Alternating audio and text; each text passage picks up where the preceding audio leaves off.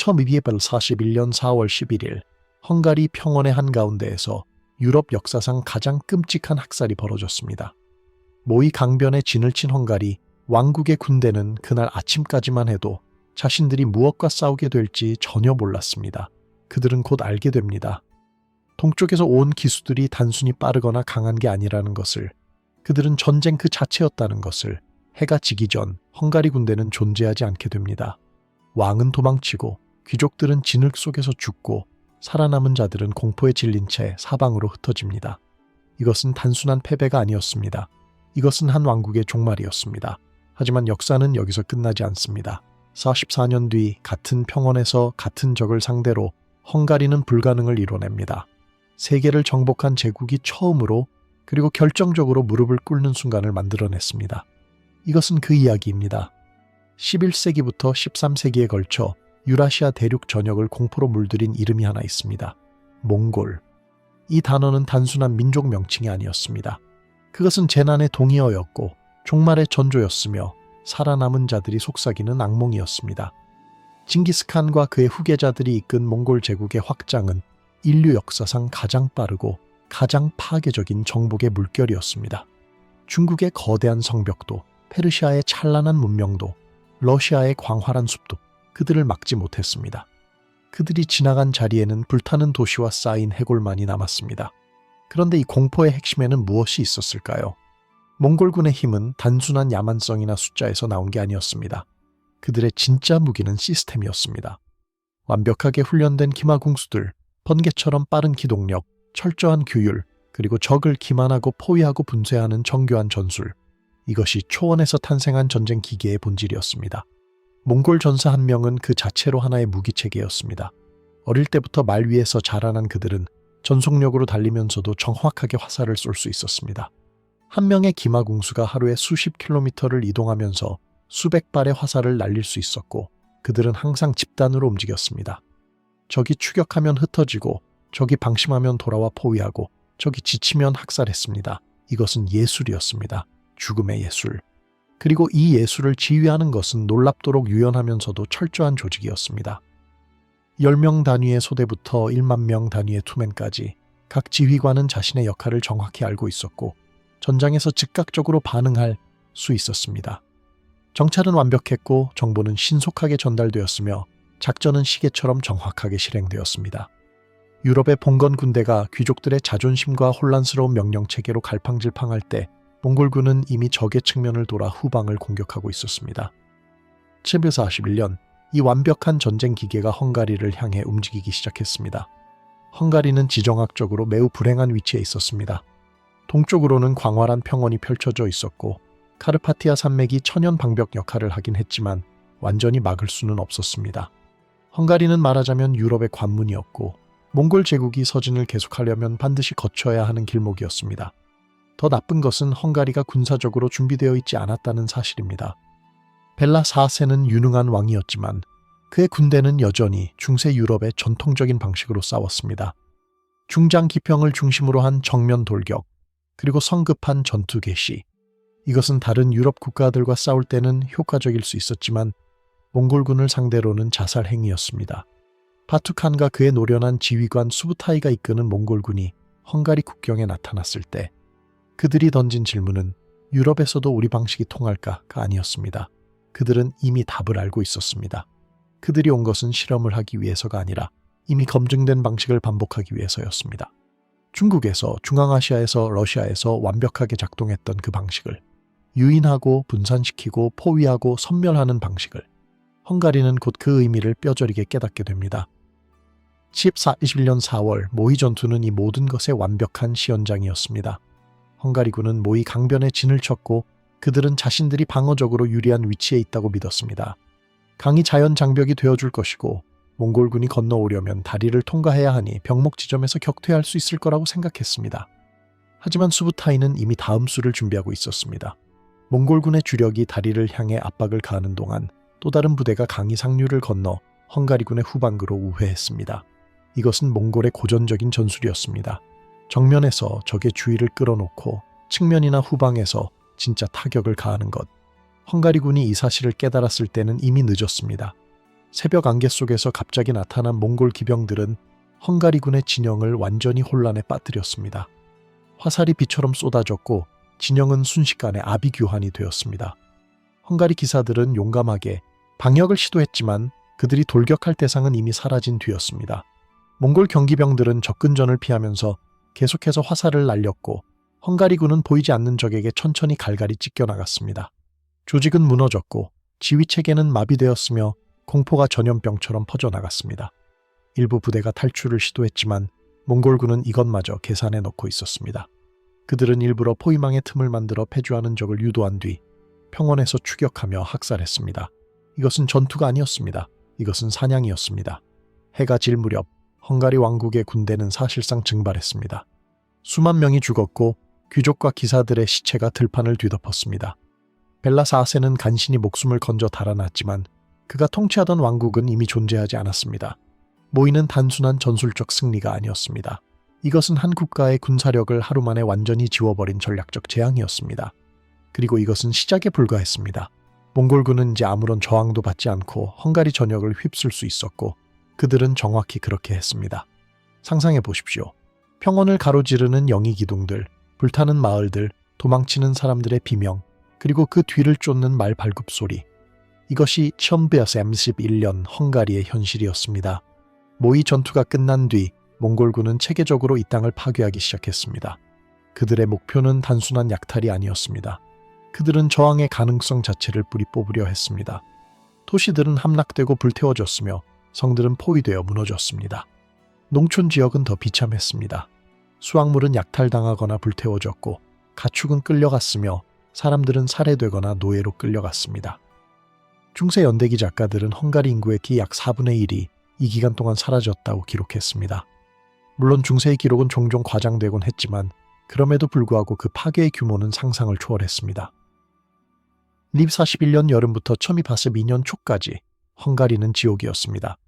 도시는 유령 도시가 되었고 들판은 경작되지 않았으며 사회의 모든 기능이 마비되었습니다.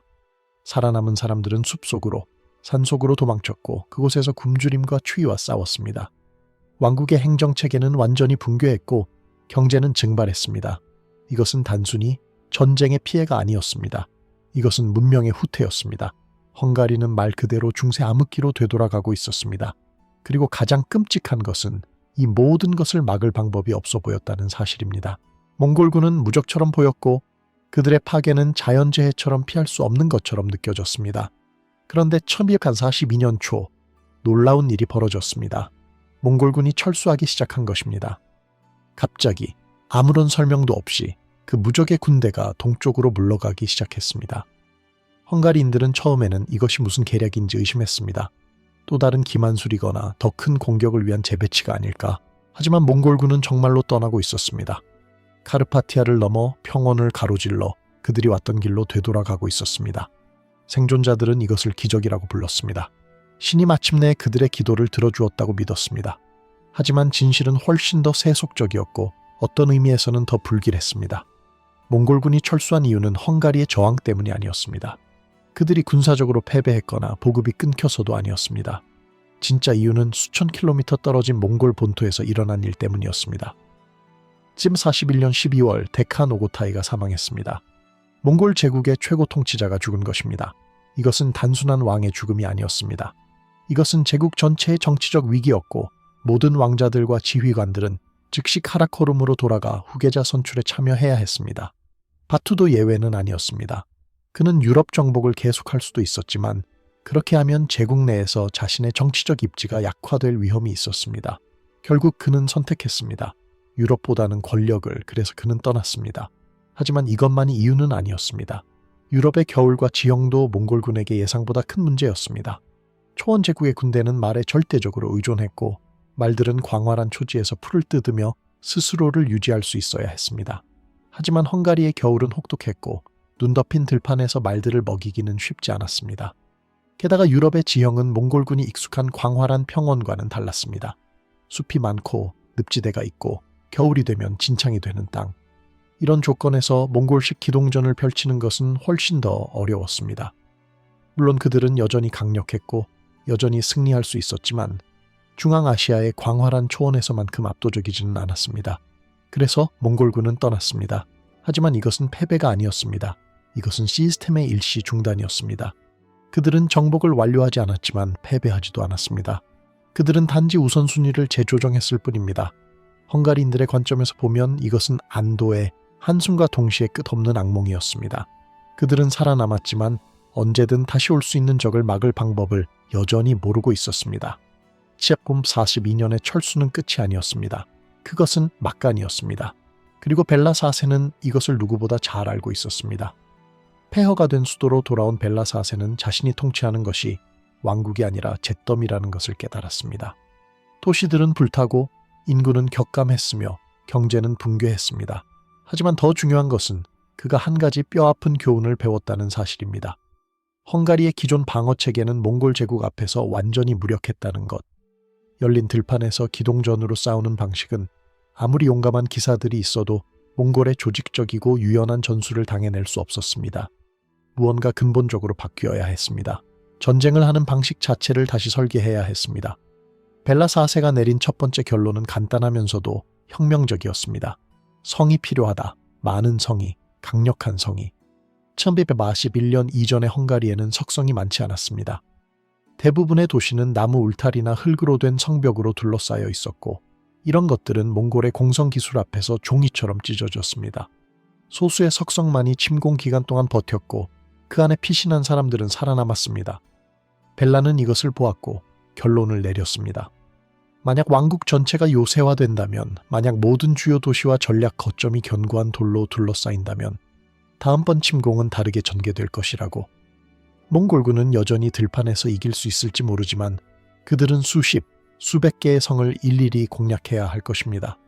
그리고 그것은 시간이 걸리고 자원이 소모되며 무엇보다 그들의 가장 큰 장점인 속도와 기동력을 무력화시킵니다. 벨라는 즉시 행동에 옮겼습니다. 그는 전국적인 성곽 건설 프로그램을 시작했습니다. 왕실의 자금뿐만 아니라 귀족들과 교회 자원을 동원했고 심지어 외국 전문가들을 초청해 최신 요새와 기술을 도입했습니다. 국경 지역은 물론이고 내륙의 주요 도시들, 강을 따라 전략적 요충지들, 모든 곳에 석성이 세워지기 시작했습니다. 이것은 단순한 군사 프로젝트가 아니었습니다. 이것은 왕국의 전체 방어 철학을 바꾸는 작업이었습니다. 이전에는 군대가 왕국을 지켰다면 이제는 왕국 자체가 거대한 요새가 되어야 했습니다. 하지만 성만으로는 충분하지 않았습니다. 몽골군의 진짜 위협은 그들의 기동력과 화력의 결합이었고 이것을 방어하려면 군대의 구성 자체를 바꿔야 했습니다. 241년의 헝가리군은 대부분 경기병과 보병으로 구성되어 있었고 이들은 몽골의 기마공수들을 상대하기에 적합하지 않았습니다. 경기병은 몽골 경기병만큼 빠르지도 숙련되지도 않았고 보병은 기동전에서 거의 쓸모가 없었습니다. 모의 전투에서 유일하게 효과를 보인 부대는 중장기병이었습니다. 완전한 갑옷을 입고 무거운 장비로 무장한 기사들은 화살 세례를 어느 정도 버틸 수 있었고 근접전에서는 몽골 경기병보다 우위에 있었습니다. 문제는 그런 기사들의 수가 턱없이 부족했다는 것입니다. 벨라는 이것을 바로잡기로 했습니다.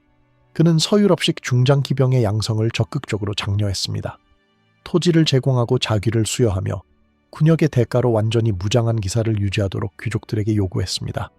이것은 느리고 비용이 많이 드는 과정이었지만 필수적이었습니다. 동시에 그는 인구와 경제를 재건하기 위한 정책도 추진했습니다.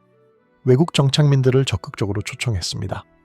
독일인, 모라비아인, 폴란드인들이 헝가리로 이주해 황폐해진 지역을 재건하도록 장려했습니다. 이들은 새로운 기술과 자본을 가져왔고 무엇보다 인구를 보충했습니다. 인구가 회복되면 세금이 늘어나고 세금이 늘어나면 군대를 유지할 수 있었습니다. 벨라는 장기적인 그림을 그리고 있었습니다. 몽골이 언젠가 돌아올 것을 알고 있었고 그때까지 헝가리는 완전히 다른 나라가 되어야 했습니다. 그리고 수십 년이 흘렀습니다. 벨라 4세의 통치 말기에 이르러 헝가리는 정말로 변모했습니다. 전국에 걸쳐 수백 개의 석성이 세워졌고 주요 도시들은 이제 견고한 성벽으로 둘러싸여 있었습니다. 이것은 단순히 요새가 많아졌다는 의미가 아니었습니다. 전체 왕국이 하나의 방어 네트워크가 된 것입니다. 각각의 성은 독립적으로 몇 주, 몇 달을 버틸 수 있었고 동시에 서로 지원하고 협력할 수 있었습니다. 성들은 단순한 피난처가 아니었습니다. 그것들은 정보의 거점이었고 보급의 중심이었으며 방역의 기지였습니다. 침략군이 이런 네트워크를 무너뜨리려면 각각의 성을 하나하나 포위하고 공략해야 했고 그것은 엄청난 시간과 자원을 요구했습니다. 더 중요한 것은 이 성곽 네트워크가 사회 전체의 방어 참여를 가능하게 했다는 점입니다. 이전에는 전쟁이 주로 귀족과 기사들의 일이었다면 이제는 도시민들도 방어에 참여할 수 있었습니다. 성벽 위에서 화살을 쏘고 투석기를 조작하고 공성 장비를 막는 것은 평민들도 할 수 있는 일이었습니다. 이것은 헝가리의 군사적 역량을 근본적으로 확대시켰습니다. 그리고 1259년 벨라는 한 가지 더 중요한 결정을 내렸습니다. 그는 베네치아에 사절을 보내 석궁병을 지원해달라고 요청했습니다. 석궁. 이것은 당시로서는 최첨단 무기였습니다. 석궁이 왜 중요했을까요? 석궁은 훈련이 비교적 쉬웠고 장궁보다 강력한 관통력을 가지고 있었으며 무엇보다 몽골의 기마 궁수를 상대하는 데 효과적이었습니다. 몽골 궁수들은 빠르고 정확했지만 그들의 화살은 상대적으로 가벼웠고 중갑을 뚫기 어려웠습니다. 반면 석궁의 볼트는 무거웠고 느리지만 엄청난 힘으로 날아갔습니다. 갑옷을 뚫을 수 있었고 말을 쓰러뜨릴 수 있었으며 심리적으로도 큰 위협이었습니다. 게다가 성벽 위에서 쏘는 석궁은 몽골 궁수들의 사정거리 밖에서 효과적으로 작동할 수 있었습니다. 헝가리는 이제 몽골의 가장 큰 장점 중 하나인 원거리 화력에 대응할 수단을 갖추게 된 것입니다. 벨라 4세가 1270년 사망했을 때 그가 남긴 유산은 단순히 재건된 왕국이 아니었습니다. 그것은 완전히 재설계된 왕국이었습니다. 이제 헝가리는 열린 평원의 나라가 아니라 요새화된 왕국이었습니다. 기동전 중심의 군대가 아니라 방어전과 중장기병 중심의 군대였습니다. 그리고 가장 중요한 것은 헝가리 사람들이 더 이상 무력하지 않다는 것을 알고 있었다는 점입니다. 1141년의 공포는 여전히 기억 속에 생생했지만 이제 그들은 준비되어 있었습니다. 다음번에는 다를 것이라고, 다음번에는 싸울 수 있다고 믿었습니다. 그리고 그 믿음은 곧 시험대에 오르게 됩니다. 하지만 역사는 직선으로 흐르지 않습니다. 벨라가 죽고 15년 뒤 헝가리는 다시 한번 위기에 직면했습니다. 하지만 이번의 위기는 외부가 아니라 내부에서 시작되었습니다. 정치적 불안정, 귀족들 간의 권력 투쟁, 그리고 약한 왕권. 라디슬라우스 4세는 젊고 경험이 부족했으며 귀족들의 지지를 충분히 받지 못했습니다. 왕국은 표면적으로는 강력해 보였지만 내부적으로는 분열되어 있었습니다. 그리고 멀리 동쪽에서 누군가가 이것을 지켜보고 있었습니다. 오고타이가 사망한 뒤 몽골 제국은 분열의 시대로 접어들었습니다. 단일한 제국이 아니라 여러 칸국으로 나뉘었고 각 칸국은 독자적인 정책을 추진했습니다. 서쪽의 금장 한국, 즉 황금 호르드는 러시아와 동유럽을 지배하고 있었고 그들의 시선은 여전히 서쪽을 향하고 있었습니다. 1680년대 금장 한국의 실질적인 권력자는 노가이라는 지휘관이었습니다. 그는 공식적인 칸이 아니었지만 막강한 군사력과 영향력을 가지고 있었고 서방 원정을 주도할 능력과 의지를 모두 갖추고 있었습니다. 노가이는 1280년대 초반부터 폴란드와 리투아니아를 침공하며 서방 원정의 감각을 되찾고 있었습니다. 이것은 일종의 리허설이었습니다. 시험이었습니다. 그리고 그 결과가 만족스러웠을 때 그는 더 큰 목표를 바라보았습니다. 헝가리. 1585년 노가이와 또 다른 지휘관 탈라부가가 이끄는 몽골군이 다시 한번 헝가리 국경으로 향했습니다. 44년 만의 재침공이었습니다.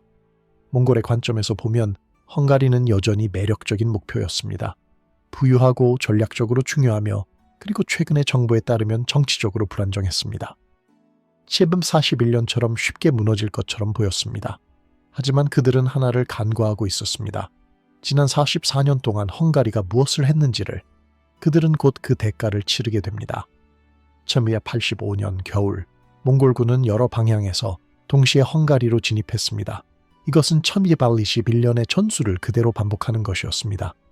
노가이는 남쪽에서 트란실바니아로 진입했고 탈라부가는 북부에서 카르파티아를 넘었습니다. 동시다발적 공격으로 헝가리군을 분산시키고 혼란을 조성하며 각계격파하려는 계획이었습니다. 이론적으로는 완벽한 계획이었습니다. 하지만 현실은 달랐습니다. 첫 번째 문제는 지형과 기후였습니다. 1285년의 겨울은 유난히 혹독했고 카르파티아 산맥은 눈으로 뒤덮여 있었습니다. 몽골군은 여전히 강력했지만 그들의 가장 큰 장점인 기동성이 심각하게 제약받고 있었습니다. 말들은 깊은 눈 속에서 힘들게 움직여야 했고 좁은 산악로는 대규모 기동을 불가능하게 만들었습니다. 보급도 문제였습니다. 겨울의 산악지대에서 수만 명의 군대를 먹이는 것은 쉬운 일이 아니었고 말들이 풀을 뜯을 수 있는 초지도 눈에 묻혀 있었습니다. 몽골군은 아직 헝가리 평원에 도착하기도 전에 이미 지쳐가고 있었습니다. 두 번째 문제는 더 심각했습니다. 헝가리가 준비되어 있었던 것입니다. 몽골군의 움직임이 포착되자마자 벨라 4세가 40년 전에 설계한 시스템이 작동하기 시작했습니다. 마을 사람들은 가까운 성이나 요새로 대피했고 가축과 식량을 함께 가져갔습니다. 들판은 텅 비었고 약탈할 것이 아무것도 없었습니다. 이것은 고전적인 초토화 전략이었습니다. 적에게 아무것도 남겨주지 않는 것. 몽골군은 마을에 도착했지만 그곳은 이미 버려져 있었습니다. 식량도 사람도 약탈할 것도 없었습니다. 그들은 빈 껍데기만을 발견했습니다. 페스트와 부다 같은 주요 도시들은 이제 견고한 석성으로 둘러싸여 있었고 그 안에는 충분한 식량과 무기 그리고 무엇보다 결연한 방어 의지를 가진 사람들이 있었습니다. 몽골군은 이 도시들을 포위할 수 있었지만 빠르게 함락시킬 수는 없었습니다. 그리고 시간이 걸리면 걸릴수록 그들의 상황은 더 악화되었습니다. 겨울은 계속되고 있었고 보급은 점점 더 어려워졌으며 헝가리군은 점점 더 조직화되고 있었습니다. 성벽 위에서 긴장한 방어자들은 화살을 준비하고 석궁을 장전하며 다가오는 전투를 기다렸습니다. 치움색 41년의 기억은 여전히 생생했지만 이번에는 달랐습니다. 이번에는 그들에게 돌로 된 벽이 있었고 조직화된 방어가 있었으며 무엇보다 희망이 있었습니다. 라디슬라우스 4세는 젊고 경험이 부족했지만 바보는 아니었습니다. 그는 할아버지 벨라가 남긴 유산을 이해하고 있었고 그것을 활용할 줄 알았습니다. 몽골군이 트란실바니아 서부로 진입했다는 소식을 들었을 때 그는 즉시 군대를 소집했습니다. 하지만 이번에는 철룹 41년처럼 성급하게 평원으로 나가지 않았습니다. 그는 지형을 선택했고 방어적으로 유리한 위치에서 싸우기로 결정했습니다. 그가 이끈 군대는 이전 세대와는 완전히 달랐습니다. 핵심은 중장기병이었습니다. 사슬 갑옷을 입고 철로 된 투구를 쓰고 긴 창과 장검으로 무장한 기사들. 그들은 느렸지만 강력했고 몽골의 화살 세례를 견딜 수 있었습니다. 그들 옆에는 석궁병들이 배치되었습니다. 이들은 조심스럽게 조준하며 강력한 볼트를 장전했습니다. 그리고 보병들은 방패를 들고 밀집 대형을 이루며 기병을 지원할 준비를 했습니다. 이것은 더 이상 중세 초기의 혼란스러운 군대가 아니었습니다. 이것은 조직화되고 훈련되고 무엇보다 준비된 군대였습니다. 전투는 트란실바니아 서부의 어느 계곡에서 벌어졌습니다. 구체적인 위치는 역사 기록에 명확하지 않지만 상황은 분명합니다. 몽골군이 헝가리군을 발견했을 때 그들은 아마도 또 다른 쉬운 승리를 기대했을 것입니다. 제 41년의 재현을. 하지만 그들은 곧 무언가 다르다는 것을 알아챘을 것입니다. 헝가리군은 열린 평원에 있지 않았습니다. 그들은 언덕과 숲을 등지고 측면이 보호되는 위치에 배치되어 있었습니다. 몽골군이 포위 기동을 시도하려 해도 지형이 그것을 어렵게 만들었습니다. 전투는 예상대로 시작되었습니다. 몽골 경기병들이 접근하며 화살을 쏘기 시작했습니다.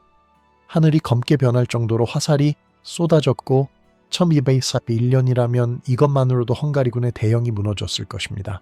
하지만 이번에는 달랐습니다. 중장기병들은 방패를 들어 올리고 갑옷이 화살을 튕겨냈습니다. 물론 모든 화살을 막을 수는 없었고 부상자도 나왔습니다. 하지만 대형은 유지되었습니다. 그들은 흔들리지 않았습니다. 그리고 석궁병들이 대응 사격을 시작했습니다. 석궁의 볼트는 천천히 그러나 치명적으로 날아갔습니다. 몽골 경기병이 쓰러지고 말들이 비명을 지르며 넘어졌습니다. 석궁의 관통력은 몽골 궁수들의 가벼운 갑옷을 뚫고 들어갔고 그들의 기동을 방해했습니다. 몽골군은 전통적인 전술로 계속 압박했습니다. 유인하고 후퇴하고 다시 돌아와 측면을 노리는. 하지만 헝가리군은 움직이지 않았습니다. 그들은 자신들의 위치를 지켰고 몽골군이 접근할 때마다 화살과 볼트로 대응했습니다. 이것은 1241년의 전투가 아니었습니다. 이것은 완전히 다른 종류의 전쟁이었습니다. 몽골군의 장점은 기동성과 유연성이었지만 그것은 열린 공간에서만 작동했습니다. 제한된 지형에서 준비된 적을 상대로 그들의 전술은 효과가 반감되었습니다. 그들은 여전히 강력했지만 압도적이지는 않았습니다. 시간이 흐르면서 몽골군은 점점 더 좌절했습니다. 화살은 계속 소모되었고 말들은 지쳤으며 헝가리군은 여전히 그 자리에 서 있었습니다. 그리고 어느 순간 헝가리 중장기병이 반격을 시작했습니다. 무거운 갑옷을 입은 기사들이 창을 들고 돌격했습니다. 그들은 빠르지 않았지만 멈출 수 없었습니다. 마치 철로 된 벽이 움직이는 것 같았습니다. 몽골 경기병들은 이런 종류의 돌격을 처음 경험하는 것은 아니었지만 이번에는 후퇴할 공간이 충분하지 않았습니다. 지형이 그들을 가두고 있었고 옆에서는 석궁병들이 계속 쏘고 있었습니다. 몽골군의 대형이 흔들리기 시작했습니다. 혼란이 일어났고 조직적인 후퇴가 무질서한 퇴각으로 변했습니다. 탈라부가가 이끄는 부대는 결국 전장을 이탈했고 그것은 패배를 의미했습니다. 그런데 이야기는 여기서 끝나지 않습니다. 후퇴하는 몽골군을 기다리고 있던 것은 또 다른 악몽이었습니다. 쿠만 부족과 지역 경기병들이 퇴각로에 매복하고 있었던 것입니다. 쿠만족은 아이러니하게도 초원 출신으로 몽골과 유사한 전투 방식을 가지고 있었지만 그들은 헝가리 편이었습니다. 그들은 몽골의 침공으로 자신들의 땅에서 쫓겨났고 헝가리에 정착했으며 이제 복수의 기회를 얻었습니다. 퇴각하는 몽골군은 이 매복에 걸려 더 큰 피해를 입었습니다. 추격자가 추격당하는 입장이 되었고 사냥꾼이 사냥감이 되었습니다. 이것은 완전한 역전이었습니다. 탈라부가의 군대가 무너진 것은 전술적 패배 이상의 의미를 가졌습니다. 이것은 몽골군의 무적 신화의 균열을 만들었습니다. 노가이가 이끄는 또 다른 몽골군은 남부에서 약탈을 시도했지만 그들 역시 비슷한 문제에 직면했습니다. 성곽들이 너무 견고했고 도시들은 쉽게 무너지지 않았습니다. 그들은 일부 지역을 약탈할 수 있었지만 그것은 제한적이었습니다. 1421년처럼 왕국 전체를 휩쓸 수는 없었습니다. 시간이 흐를수록 겨울은 더 혹독해졌고 보급은 더 어려워졌으며 헝가리의 저항은 더 강해졌습니다. 노가이는 결국 철수를 결정했습니다. 1585년의 침공은 이렇게 끝났습니다. 몽골군은 일부 지역에 피해를 입혔지만 왕국을 파괴하지는 못했습니다. 그들은 전략적 목표를 달성하지 못한 채 철수했고 이것은 분명한 패배였습니다. 헝가리는 살아남았습니다. 아니 단순히 살아남은 것이 아니라 승리했습니다. 이것은 유럽 역사의 전환점이었습니다. 처음으로 몽골 제국의 대규모 침공이 결정적으로 격퇴된 것입니다. 이집트의 맘루크들이 1260년에 아인 잘루트에서 몽골을 격파한 적은 있었지만 유럽에서는 이것이 처음이었습니다. 그리고 그 의미는 엄청났습니다. 헝가리의 승리는 유럽 전역에 희망을 주었습니다. 몽골은 무적이 아니었습니다. 그들은 패배할 수 있었고 막을 수 있었습니다. 하지만 그 대가로 무엇이 필요한지도 분명해졌습니다. 준비, 조직, 그리고 무엇보다 적응. 벨라 4세가 40년 동안 추진한 성곽 건설, 군제 개혁, 경제 재건이 없었다면 1285년의 결과는 1241년과 똑같았을 것입니다. 승리는 운이 아니었습니다. 그것은 계획의 결과였고 시스템의 승리였으며 학습의 산물이었습니다. 하지만 모든 승리에는 대가가 있습니다. 1285년의 전투는 헝가리를 구했지만 정치적으로는 복잡한 결과를 낳았습니다. 전쟁에서 핵심적인 역할을 한 것은 트란실바니아의 유력 귀족들과 그들의 사병들이었습니다. 이들은 몽골을 격퇴하는 데 결정적이었지만 그 과정에서 자신들의 자율성과 권력을 강화했습니다. 왕권은 상대적으로 약화되었고 지방 귀족들의 영향력은 커졌습니다. 라디슬라우스 4세는 전쟁에서는 승리했지만 정치적으로는 점점 더 고립되었습니다. 귀족들과의 갈등은 심화되었고 결국 1290년 그는 암살당합니다. 승리의 영웅이 비극적인 죽음을 맞이한 것입니다. 몽골 제국의 관점에서 보면 1285년의 실패는 중요한 전환점이었습니다. 금장한국은 이후에도 동유럽의 여러 차례 침공을 시도했지만 그것들은 대규모 정복전쟁이 아니라 소규모 약탈 원정이었습니다. 1141년 같은 전면적인 침공은 다시는 일어나지 않았습니다. 왜일까요? 부분적으로는 제국 내부의 분열과 다른 전선에서의 우선순위 때문이었지만 또한 헝가리가 증명한 것 때문이기도 했습니다. 서유럽을 정복하는 것은 더 이상 1241년처럼 간단하지 않다는 것을, 성곽과 중장기병 그리고 조직화된 방어는 초원 제국의 전통적인 전술을 무력화시킬 수 있다는 것을, 몽골군은 여전히 강력했지만 그들도 학습했습니다. 어떤 목표는 비용이 너무 크다는 것을. 그리고 시간이 더 흐른 뒤 역사는 또 한 번 반전됩니다. 14세기 중반 1345년 이번에는 헝가리가 공격자가 됩니다. 헝가리군이 몰다비아 지역으로 진출하며 금장한국의 영향력을 밀어냈고 이 지역에 대한 통제권을 강화했습니다. 공포의 방향이 완전히 뒤집힌 것입니다. 한때 유럽을 공포에 떨게 했던 제국이 이제는 방어적으로 행동하고 있었고 한때 무력하게 짓밟혔던 왕국이 이제는 공세를 취하고 있었습니다. 이것은 단순한 군사적 변화가 아니었습니다. 이것은 역사적 역학의 근본적인 전환이었습니다. 1641년에서 1285년 그리고 그 이후로 이어지는 이 이야기가 우리에게 가르쳐주는 것은 무엇일까요? 무적은 없다는 것입니다. 아무리 강력한 제국도, 아무리 완벽해 보이는 군대도 영원히 승리할 수는 없습니다. 하지만 그것을 증명하기 위해서는 단순히 용기나 운이 필요한 게 아닙니다. 필요한 것은 준비입니다. 적을 연구하고 자신의 약점을 인정하고 시스템 전체를 재설계하는 의지입니다. 벨라 4세는 44년이라는 시간 동안 이것을 해냈습니다. 그는 성급하게 복수를 추구하지 않았습니다. 그는 차근차근 체계적으로 왕국의 모든 요소를 바꿔나갔습니다.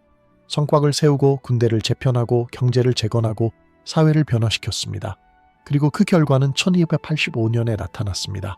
같은 평원에서 같은 적을 상대로 완전히 다른 결과를 만들어냈습니다. 이것은 개인의 영웅주의가 아니었습니다. 이것은 제도의 승리였고 장기적 계획의 승리였으며 학습과 적응의 승리였습니다.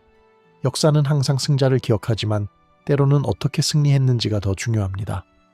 헝가리의 이야기는 바로 그 어떻게에 대한 완벽한 사례입니다. 몽골 제국이 유라시아를 정복하는 과정에서 보여준 전술적 천재성은 단순히 전장에서의 승리만을 의미하지 않았습니다. 그들의 진짜 힘은 심리전에 있었습니다.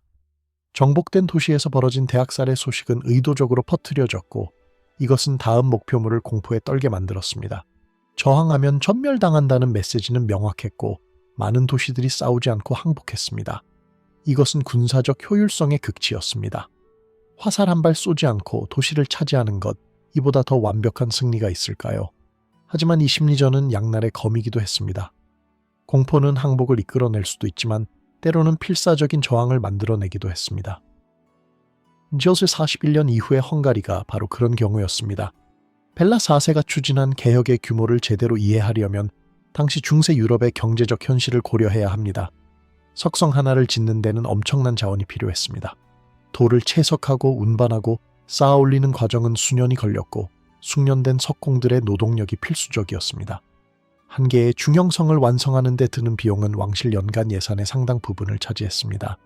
그런데 벨라는 수백 개의 성을 지으려 했습니다.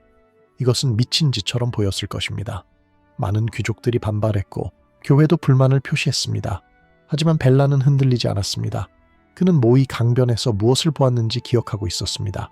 그는 왕국 전체가 불타는 것을 목격했고 그 기억은 그에게 어떤 반대도 무의미하게 만들었습니다. 벨라는 자금을 마련하기 위해 창의적인 방법들을 동원했습니다. 그는 교회에 특권을 부여하는 대신 건축 자금을 요구했고 귀족들에게는 토지와 자기를 제공하며 자신의 영지에 성을 짓도록 했습니다. 심지어 외국 상인들에게 무역 특혜를 주면서 세금을 징수했고 이 돈을 방어시설 건설에 투입했습니다. 이것은 단순한 군사정책이 아니라 경제정책이기도 했습니다. 성곽 건설은 일자리를 창출했고 석공, 목수, 대장장이 같은 기술자들에게 일거리를 제공했습니다. 이것은 경제 순환을 만들어냈고 전쟁으로 피폐해진 경제를 되살리는 데 도움이 되었습니다. 그리고 이 성들은 단순한 군사시설이 아니었습니다. 평화 시기에는 행정 중심지로 기능했고 지역 경제의 허브가 되었습니다. 성 주변에는 마을이 형성되었고 시장이 열렸으며 사람들이 모여들었습니다. 성주는 단순한 군사 지휘관이 아니라 지역의 통치자였고 법을 집행하고 분쟁을 해결했습니다. 이런 식으로 성곽 네트워크는 왕국의 행정 구조 자체를 재편했습니다. 중앙 집권화가 강화되었고 왕의 권위가 지방 곳곳에 침투할 수 있게 되었습니다. 적어도 벨라가 살아있는 동안은 그랬습니다. 벨라의 군사 개혁은 성곽만이 아니었습니다. 그는 군대의 훈련 방식도 바꾸려 했습니다. 치세마바와 일련의 헝가리군은 대부분 봉건적 징집 체계에 의존했고 귀족들이 자신의 가신들을 이끌고 왔습니다. 문제는 이런 군대가 통일된 지휘 체계를 갖추기 어렵다는 것이었습니다. 각 귀족은 자신의 명예와 이익을 우선시했고 전체적인 전략보다는 개인의 무훈을 중시했습니다. 이것은 몽골의 철저한 규율과 조직적 지위에 비하면 혼란 그 자체였습니다. 벨라는 이것을 바꾸려 했지만 봉건 제도의 근본을 흔드는 것은 쉽지 않았습니다. 그래서 그가 할 수 있었던 것은 왕실 직속 부대를 강화하고 외국 용병들을 고용하며 무엇보다 새로운 세대의 기사들을 양성하는 것이었습니다. 이 새로운 기사들은 서유럽의 최신 전투 기술을 배웠습니다. 완전한 갑옷을 착용하고 싸우는 법, 밀집 대형을 유지하는 법, 그리고 무엇보다 규율을 지키는 법. 벨라는 템플 기사단과 호스피탈 기사단 같은 군사 수도의 전문가들을 초청했고 그들에게 헝가리 기사들을 훈련시키도록 했습니다. 이 과정은 느렸지만 효과적이었습니다. 한 세대가 지나자 헝가리는 서유럽 수준의 중장기병을 보유하게 되었고 이들은 1285년의 결정적 순간에 그 가치를 증명했습니다. 석궁의 도입도 흥미로운 이야기입니다. 석궁은 12세기부터 유럽에서 사용되었지만 논란이 많은 무기였습니다. 교황청은 한때 기독교인 간의 전투에서 석궁 사용을 금지하기도 했습니다. 너무 치명적이고 기사의 명예로운 전투 방식과 맞지 않는다는 이유였습니다. 하지만 이슬람 세력이나 몽골 같은 이교도를 상대로는 사용이 허용되었습니다. 벨라는 이 무기의 가치를 정확히 이해했습니다. 석궁은 훈련 기간이 짧았고 평민도 효과적으로 사용할 수 있었으며 무엇보다 몽골의 경갑을 뚫을 수 있었습니다. 1559년 베네치아에 보낸 요청은 단순히 무기를 사는 것이 아니라 기술을 이전받는 것이었습니다. 베네치아는 당시 최고의 석궁 제작 기술을 보유하고 있었고 헝가리는 이것을 배우고 싶었습니다. 베네치아와의 거래는 순조롭게 진행되었습니다. 베네치아는 동방무역으로 불을 쌓았지만 몽골의 위협은 그들에게도 실존적 문제였습니다. 헝가리가 무너지면 다음은 이탈리아가 될 수 있었습니다. 그래서 베네치아는 석궁병들을 파견했고 제작 기술도 전수했습니다. 헝가리의 대장간에서는 곧 석궁이 생산되기 시작했고 석궁병 부대가 조직되었습니다. 이들은 주로 도시 민병대로 편성되었고 성벽 방어에 특화되었습니다. 1235년까지 헝가리는 수천 명의 석궁병을 보유하게 되었고 이것은 전략적 균형을 바꾸는 요소가 되었습니다. 1980년대 초반 동유럽의 정치 지형은 복잡하게 얽혀 있었습니다. 금장 한국은 러시아 공국들을 지배하고 있었지만 완전히 통합된 제국이 아니었습니다. 각 공국은 형식적으로는 칸에게 조공을 바쳤지만 실질적으로는 상당한 자율성을 유지했습니다. 리투아니아는 강력한 이교 국가로 성장하고 있었고 폴란드는 분열되어 있었지만 여전히 중요한 세력이었습니다. 그리고 헝가리는 이 모든 세력 사이에서 균형을 유지하려 했습니다. 노가이가 서방 원정을 계획할 때 그는 이 복잡한 정치 지형을 고려해야 했습니다. 그는 단순히 헝가리만 공격하는 것이 아니라 폴란드와 리투아니아를 먼저 압박하며 헝가리를 고립시키려 했습니다. 1982년과 1284년 노가이는 폴란드와 리투아니아 국경 지역을 반복적으로 침공했습니다. 이것은 대규모 정복 전쟁이 아니라 약탈과 시험이었습니다. 그는 서방 국가들의 반응을 시험하고 자신의 군대를 실전에서 단련시키며 무엇보다 헝가리에게 메시지를 보내고 있었습니다. 우리는 돌아왔다. 그리고 다음은 너희 차례다. 헝가리 왕궁에서는 이 소식이 들려올 때마다 긴장이 고조되었습니다. 라디슬라우스 4세는 젊었지만 그는 역사를 알고 있었습니다. 그는 1221년에 무슨 일이 있었는지 들었고 할아버지 벨라가 왜 그토록 많은 성을 지었는지 이해했습니다. 이제 그 준비가 시험받을 시간이 다가오고 있었습니다.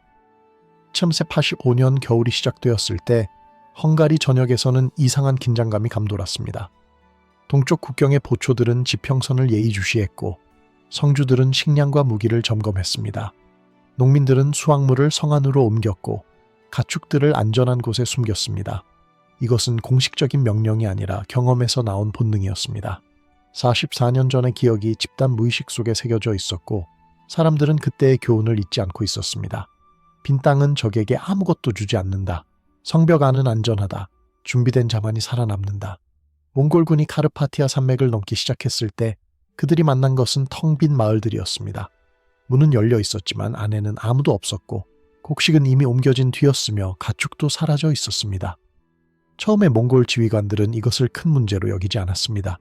그들은 더 깊숙이 들어가면 약탈할 것이 있을 거라고 생각했습니다. 하지만 다음 마을도 그 다음 마을도 똑같았습니다. 헝가리는 스스로를 비운 채 그들을 기다리고 있었습니다. 이것은 새로운 종류의 전쟁이었습니다. 싸울 적도 약탈할 것도 없는 전쟁. 몽골군의 보급 담당자들은 점점 더 초조해졌습니다. 겨울철 산악 행군은 원래 힘든 일이었지만 약탈로 보충할 수 있다면 견딜만 했습니다. 하지만 이번에는 그것조차 불가능했습니다. 말들은 눈 덮인 들판에서 풀을 찾지 못했고 군대는 휴대한 식량에만 의존해야 했습니다. 이것은 몽골군의 가장 큰 장점 중 하나를 무력화시켰습니다. 그들의 기동성은 보급선 없이 약탈로 살아가는 능력에 기반했는데 그 능력이 작동하지 않는 것입니다. 지휘관들은 회의를 열었고 전략을 재검토했습니다. 하지만 그들이 내릴 수 있는 결론은 하나뿐이었습니다. 계속 전진해서 주요 도시를 점령하는 것. 도시에는 식량이 있을 것이고 그것을 손에 넣으면 상황이 나아질 것이라고 믿었습니다. 하지만 도시들은 이미 준비되어 있었습니다. 페스트, 부다, 에스테르곰 모든 주요 도시는 돌로 된 성벽 뒤에 있었고 그 안에는 충분한 식량과 결연한 방어자들이 있었습니다. 몽골군이 처음으로 이 성벽들을 보았을 때 그들은 아마도 놀랐을 것입니다. 1141년에는 이런 것들이 없었습니다. 헝가리는 완전히 달라져 있었습니다. 포위는 시작되었지만 진전은 없었습니다. 성벽은 견고했고 방어자들은 끈질겼으며 시간은 공격자가 아니라 방어자의 편이었습니다. 매일 지나갈수록 몽골군의 상황은 악화되었고 헝가리군은 더 많은 지원군을 모을 시간을 벌었습니다.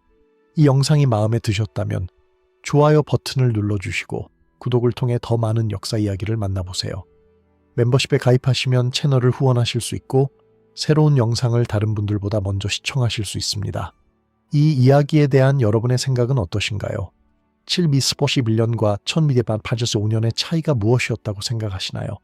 댓글로 여러분의 의견을 들려주세요. 다음 영상에서 뵙겠습니다.